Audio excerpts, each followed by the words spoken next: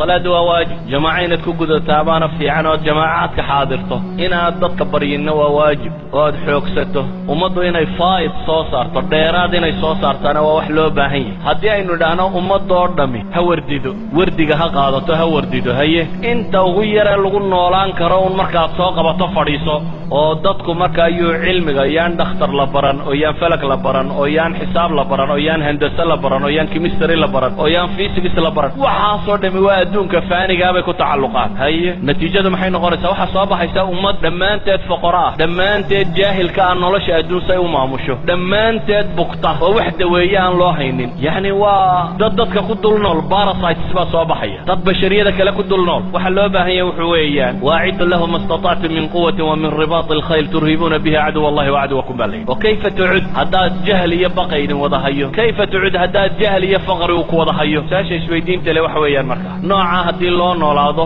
xanuunkaa faafayo cidda wayse loo heli maayo jahligaa faafayo cid nolosha horu maraysa la heli maayo noloshoo dhan baa aasmaysa muslimiintii hore waxay caanka ku ahaayeen ee dadkani sida qaldan u fahmay waa hal mas'ale bal mas'aladaa u dhegtaaga waxay ahaayeen wax soo saar dadka ugu badan waxay kaloo ahaayeen istihlaak dadka ugu yar labadaa mas'ale ma isla fahmi karaysa shaqo la qabto dad shaqeeyo aan aqoonin caajiska ee wax soo saara laakiin marka ay noqoto ku raaxaysigeeda waxay ahaayeen dadka ugu yar isagoo milyaneera ayuu hadduu hilib yaroo shiilan cunays odhan jiray armaakani kii aakhire ku weydaariya idan may ahayn wax la'aan ee waxay iyadoo gacantooda ku jirtaanay qiimo badan u samaynaynin innaga laba mishkila meesha taalla dad badh yidhi aakhiraan ku soconnaa adduunkaba uma baahnin dabeetana un gaal ku hoos noolaaday iyo in aakhiraba ilowday oo tidhi adduunyaan raadacaynaynaa dabeetana adduunkaanu iska bidhbidhsanaynaa meelaha duulduul oo kolba siyaaxad tag iyo daar yaroo cagaaran iyo intaa noloshaba intaa moodo aakhira ilowday laakiin labadaba cagsigooday ahaayeen saxaabadii nebigu calayhi salaatu wasalaam waxay ahaayeen wax soo saar marka la tago dadka ugu juhdiga badan lee muntajiin ah markay noqoto conceptionna waxay ahaayeen dadka ugu yar zuhdiga xaqiiqigiina waa kaa culamaa ilxadiid rag ka mid ah oo waaweyn oo salafkiyaba waxay odhan jireen nin ka midaba wuxuu yidhi ardadiisi isagoo la dardaarmaya waryaadheen anigu walaalahay baan ku kor noolo wax la cunaa buu yidhi idinka waxaan idinkula talinaya inay xoogsataan buu leeyay intaa yartiina xoola dhaqda waa nin muxadisiinta waaweyn ee la yaqaano ka mid ah muxadisiintu waxay caayi jireen ninka dawladda lacag ka qaata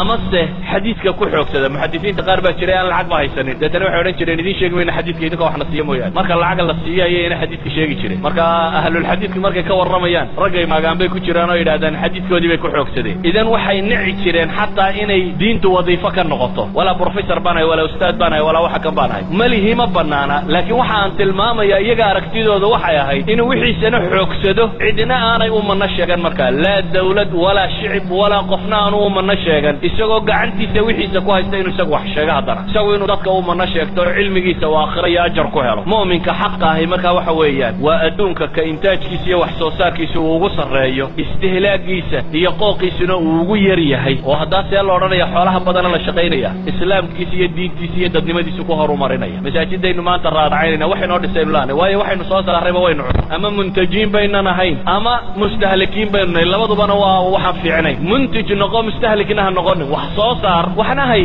si aad nolosha u barbaariso u horumariso westerankaynu maanta joogna carruurteenna islamic school baynu u laanay maxaynu ugu weynay ama waxbayna soo saarin oo caydha aynugu fillaatay ama wixii aynu soo saarraynu liqnayo waa la boobna labada goorba waa khasaaraynu taaganima waxaynu u baahanay marka noloshu say u horumarto faa'idkan baa loo baahan yahay waxaan leenahay nebigu calayhi salaatu wasalaam markuu madiine yimi ee masaajidka dhisay saxaabadiisii wuxuu tusay inay suuqa galaan oo meelaha xoogsadaan suuqu nebigu u dirayay yaa lahaa yuhuud baa lahay yuhuuddaa la booba nolosha la xoogsada lalaha meeshuu lahaa cabdiraxmaan ibnu cafdulluuna cala suuq waa suuq lyahuud suuqi banu qaynuqaac baa la geeyey meel kale lama geynin waxaan rabaa marka dariska macnihiisu wuxuu ku kooban yahay cinwaankii la ii dhiibay wuxuu ahaa calaaqati dunya bilaakhira adduunku aakhira xidhiidhku la leeyahy waa maxay xidhiidhku la leeyahy waxa weeyaan xiska qofka muslimka ee dhabta ah adduunku waa ariiqii aakhire loo marayey hadday cibaado tahay noloshoo dhan buu cibaado u arkaa xoogsiga xalaasha ahi cibaadadu ka mid yihi marka dambe ilaahay dartii loo bixiyana cibaadadu ka mid yihi kafaafka aad noloshaada adigu daberi kartaa cibaadaday ka mid tahay baryadoo aad iska dayso aan sooshiyaal wax weydiisanin cibaadaday ka mid tahay inaad isku fillataa cibaadaday ka mid tahay qofka muslimkii inuu noqdo